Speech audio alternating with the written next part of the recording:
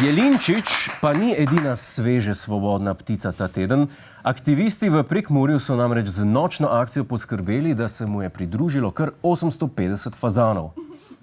Zaprte živali smo osvobodili, trdijo fronti za osvoboditev živali. V fazaneriji pa, da ima teh 850 fazanov, ki se zdaj potikajo po okoliških njivah, bolj malo možnosti za preživetje. Ja, akcija aktivistov za pravice živali je torej približno takšna kot povprečna misica. Lepa, dobronamerna, ampak blesava kot točak. Kakorkoli že, živalske...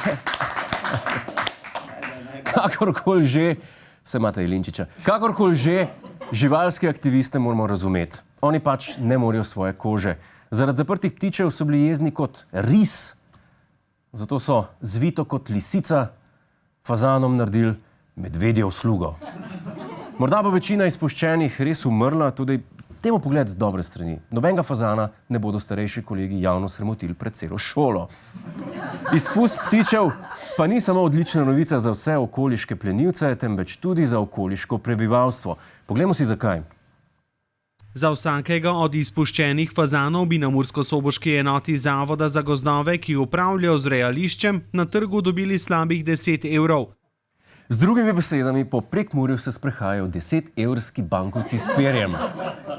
Pismo, naj bilo lažje, če bi na bankovcu namesto znamenitosti enostavno bila slika stvari, ki jo lahko s tem bankovcem kupiš. Na bankovcu za 10 evrov bi lahko bil fazan. Logično. Na bankovcu za 5 evrov bi lahko bila škatla čikov. Na bankovcu za 50 pa seks. Ali je že dražji, ne vem, dolg nisem že seksu. Kakorkoli naloga policistov je, da ugotovijo, kdo stoji za tem dejanjem. Ko bi storilci vsaj za seboj pustili kakšno sled, ko bi vsaj... Rdeča barva, s katero so se storilci celo podpisali, pa je povzročila še za dodatnih 100 evrov škode. No, tako na prvi pogled so osumljenci vsaj trije. Lahko da je storilec nezemljan Alf, lahko da za dejanjem stoji Animal Liberation Front oziroma Fronta za osvoboditev živali, ali pa je nekdo med podpisovanjem prestrašil Alfija Nipiča. Kako se bo zgodba s fazani odvijala naprej, pa tokrat ne boste verjeli, sprašujem kar samega vodjo opozicije. Gospod Janša, kaj lahko pričakujemo v prihodnje?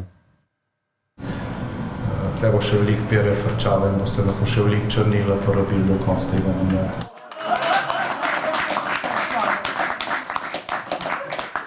Kdo bi vedel bolje kot sumljiv ptič, ki ima že izkušnje s kletko? Hej, to je naš YouTube kanal, klikni na ta gumb in se naroči, da boš na tekočem. Polajkaj pa nas tudi na Facebooku in na Twitterju, pa na ulici, pa na kakšnem javnem WC-ju.